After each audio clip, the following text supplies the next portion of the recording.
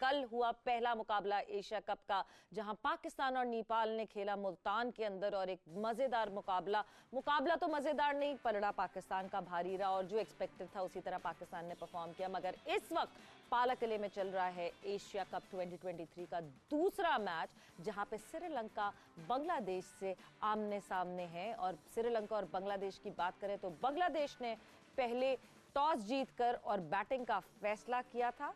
बहुत सारे लोगों का मानना था कि गलत है या सही है, मगर हमारे एक्सपर्ट्स का ये मानना था कि बिल्कुल सही फैसला है, अपने डिसीजन पे जाना चाहिए, अपनी स्ट्रेंथ पे जाना चाहिए। और इस वक्त जिस तरह बांग्लादेश बैटिंग कर रहा है, शेकी स्टार्ट जरूर था बांग्लादेश का, बट इवेंचुअली इस वक्त 129 फॉर 5 है बांग्लादेश और 34th ओवर जो है वो इस वक्त चल रहा है। किस तरह की परफॉर्मेंस रही बांग्लादेश के बैटर्स की, किस तरह की परफॉर्मेंस रही श्रीलंका के बॉलर्स की, इस हवाले से तो हमारी बात होगी। साथ ही साथ टीम पाकिस्तान जो है वो कोलंबो पहुंच गई थी और कोलंबो से बस में सफर करके कैंडी भी पहुंच चुकी है। सो क्या अपडेट होगी वहां से, कैंडी से और कोलंबो से, क्योंकि हमारे कोरेस्पोंडेंट्स भी वहां पे पहुंच चुके हैं, तो वो अपडेट भी आपको आज मिलेगी यहाँ जोर का जोड़ में। सो डिस्कशन का आगाज करते हैं, अपने पैनलिस्ट को इंट्रोड्यूस करवाते हैं। पाकिस्तान के former test cricketer Mushtaq Ahmed हमारे साथ मौजूद हैं and cricket analyst Hafeez Imran हमारे साथ मौजूद हैं। Welcome to the show both of you. बहुत शुक्रिया। थैंक यू, बहुत बहुत शुक्रिया। इस वक्त जो कंडीशन चल रही है, जो तरीका चल रहा है, जो जिस तरह बांग्लादेश की टीम खेल रही है, स्कोर से सैटिस्फाइड है आप? 127 I think they are 30 runs behind. I think 150 के करीब होना चाहिए था इस वक्त 34 ओवरों में। 5 विकेटें गिर गई। एक्चुअली जब भी इनकी पार्टनरशिप कोई लगने लगती है ना, विकेट गिर जाती है। यही जो हम पहले जो बात कर रहे थे अर्ली ऑन कि सिंगल का कितना रोल हो गया है इन पिचों के ऊपर। ये इंग्लैंड की पिच, ऑस्ट्रेलिया की पिच नहीं कि you know like you get your reward for your shots. यहाँ पे तो आपको स्कोर करना पड़ेगा, या यहाँ पे स्कोर करने का गुर आना चाहिए। बिल्कुल। और गुर आता है सिंगलों से, डबलों से, फिर चौका आपको एवरी नॉन अगेन मिलता है। यहाँ पे dot ball and you putting yourself under pressure, और फिर आप बड़ी शॉट मारते हो। पिच ऐसी होती है जिसमें 50-50 का चांस होता है। एग्जैक्टली। तो आई थिंक यही एलिमेंट है जो बांग्लादेश थोड़ा लैग कर रहा है। 2020 का फॉर्मेट और है, 50 ओवर का फॉर्मेट और है। जैसे मैं आपको एक याद दहानी कराता हूँ कि जब मैकैलम यहाँ पे आया था, लाहौर कलंदर का वो जब कोच बना था, तो उसने यूएई में ना पहले 6 ओवर में हर दफा लाहौर कलंदर का स्कोर 70 होता था, 60 होता था, फिर 120 पे सारी टीम आउट हो जाती थी, 110 पे।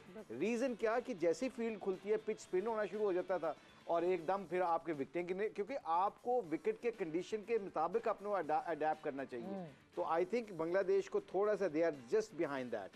फिर भी coming back to your question, I think Sri Lanka अगर बांग्लादेश यहाँ पे 230-40 कर गया ना, तो it be very tough for Sri Lanka to chase. जैसी पिच है, बिल्कुल ये जैसी कंडीशंस हैं, वहां पे 230 प्लस हो गया, 220 230 हो गया, तो मुश्किलात बिल्कुल पड़ेंगी।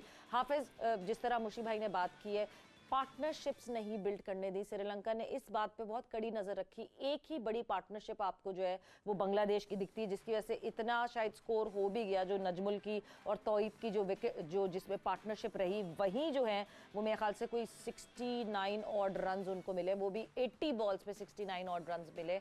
वो भी वो सर्वाइवल गेम की पार्टनरशिप थी जिसपे कुछ थोड़ी सी लंबी बैटिंग कर सके, वरना पार्टनरशिप सेटल ना होने देना, that could be the key for Sri Lanka. बिल्कुल ऐसा ही है, शराकतदारी बहुत अहम है। और अगर आप 50 ओवर्स की क्रिकेट में शराकतदारी नहीं बनाते हैं, विकेट्स भी आपके साथ ही साथ गिरती जाती हैं, तो फिर दबाव आता है। फिर कप्तान जो बॉलिंग कर रहा होता है उसको अपने मुख्तलिफ जो बॉलर्स हैं उनको इस्तेमाल करते हुए मज़ीद दबाव के ऊपर डालने की कोशिश की जाती है। और यहाँ पर उन्होंने किया, कुछ ख़राब शॉट्स भी खेले श्रीलंका बांग्लादेश के बल्लेबाजों ने, जिस वजह से उनको नुकसान भी हुआ है।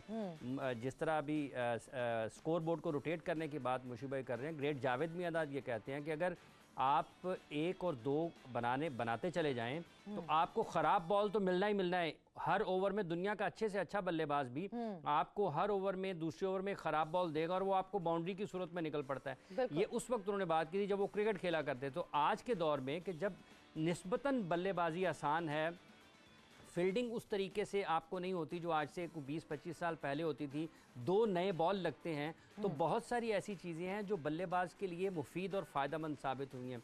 इस तरीक़ों को देखते हुए निस्बतन बल्लेबाजों को आसान हालात मिलते हैं। शराकत दारी अहम थी, वो उसका फ़ायदा उठाया और श्रीलंका ने कुछ मुख्तलिफ भी कह रहा मुझे कि नए बॉलर की बजाय मिस्ट्री के साथ चले गए। शुरू में मिस्ट्री बॉलर को उन्होंने नए बॉल पे लगाया और जो पहली विकेट उन्होंने पहली ओवर में अपनी हासिल कर ली तो दबाव बना बांग्लादेश के ऊपर। तो जो उनकी टीम जिस तरह आपने शुरू में बात की थी पहले सेशन में कि बहुत से मुख्तलिफ और मुश्किल हालात से निकल करके वो यहाँ पर खेलने के लिए आए हैं, तो इन सब चीज़ों को देखते हुए भी कि जब वो अपने एशिया कप की कैंपेन का आगाज़ कर रहे हैं तो कोई आसान सूरत हाल नहीं है। लेकिन फिर भी मुशीब भाई चूँकि एक सारी दुनिया में इन्होंने स्पिन बॉलिंग की है, अगर ये कहते हैं कि 230 मुश्किल होगा इस पिच की सूरत हाल को देखते हुए, तो ये बिल्कुल ठीक है।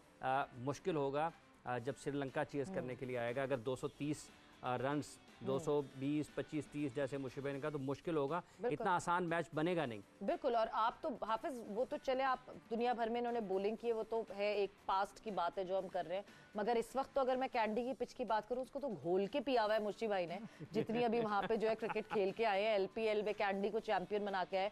बट दूसरा कॉन्टेस्ट जो हमारे सामने आया जिसकी हम जरूर बात करना चाहिए, एक तरफ एक यंगस्टर और दूसरी तरफ एक वेटरन। पति राणा ने जिस तरह शकीब अल हसन को ट्रैप करके आउट किया, इट वाज कमेंडेबल कि एक youngster with so much confidence in himself और obviously the kind of action that he has, उसका तो एक अलग ही चार्म हो जाता है बिकॉज वो एक्शन उसको बहुत सपोर्ट करता है बैटर को शेकन अप करने में। और जिस तरह शकीब को उसने ट्रैप किया और जिस तरह बिहाइंड द विकेट्स मेंडिस ने आउट किया, इट वाज कमेंडेबल।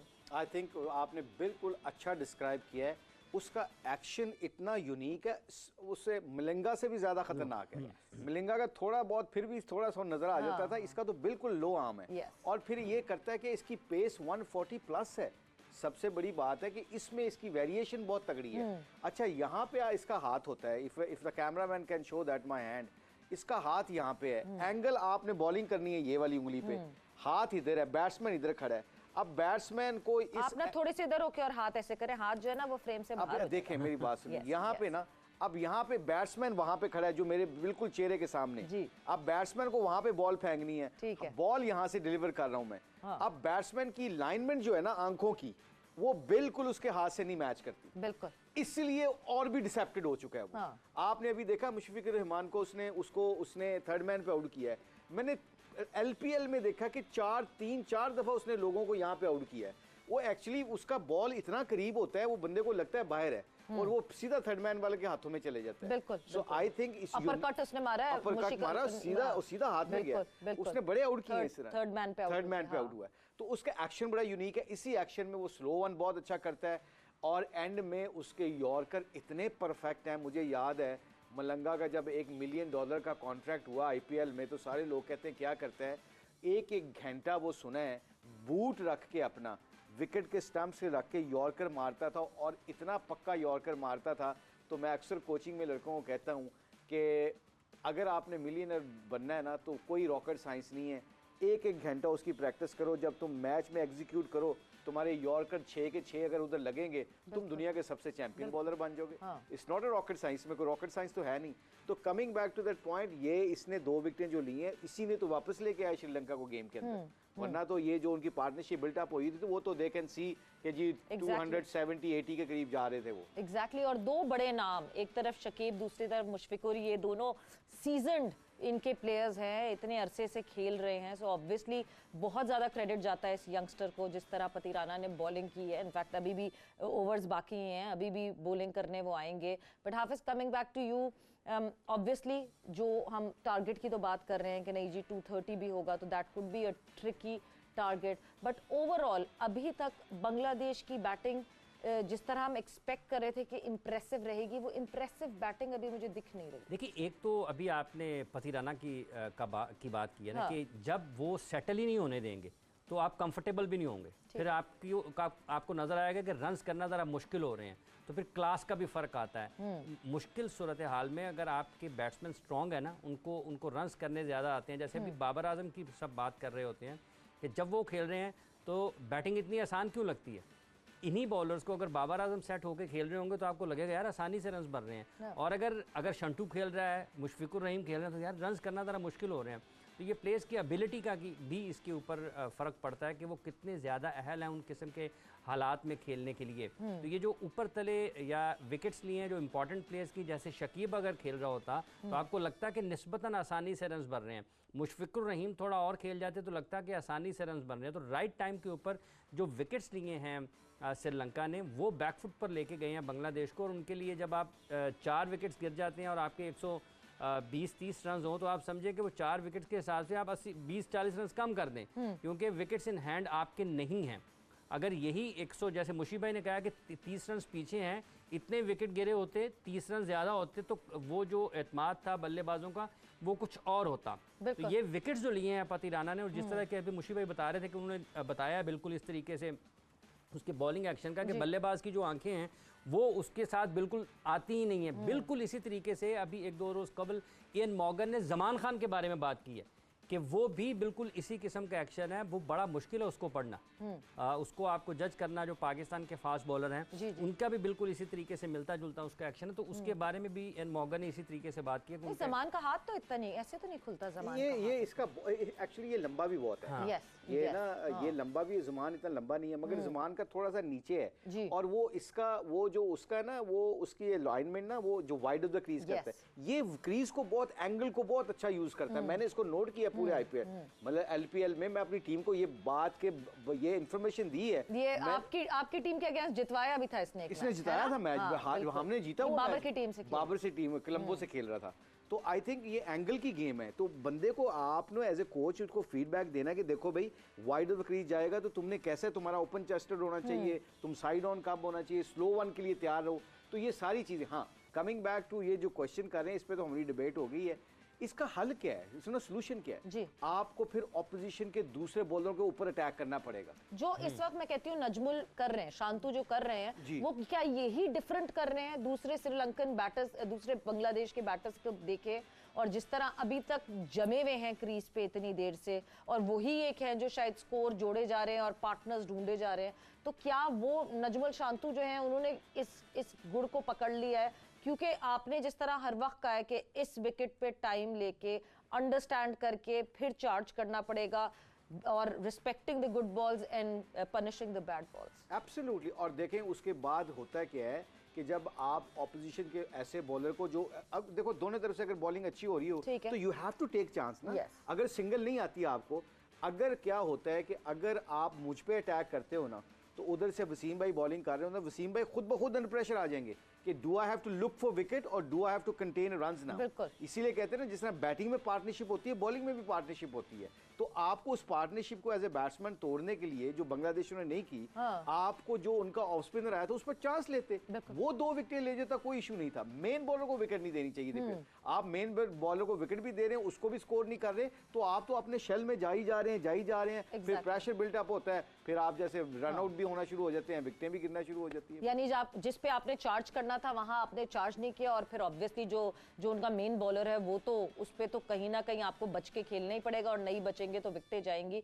बट वही रनिंग बिटवीन द विकेट्स, जितनी importance running between the wickets होती है, बिकॉज मैं सूर्य कुमार यादव का इंटरव्यू एक दफा सुन रही थी और उन्होंने यही कहा कि जब उनके ऊपर प्रेशर बिल्ट होने लगता है तो all he does is take single, he takes a single, थोड़ी देर अक्रॉस दी विकेट, वहाँ जब ऑपोजिट विकेट पे जाके खड़े होते हैं, दूसरी साइड पे नॉन स्ट्राइकिंग एंड पे खड़े होते हैं, तो वहाँ जाके थोड़ा सा आपको काम डाउन होने का मौका मिलता है, रीथिंक करने का मौका मिलता है कि मैं क्या चीज़ वापस आके सही कर सकता हूँ। बट हमें भी जाना है अभी ब्रेक पर, और फिर वापस आके हम आगे क्या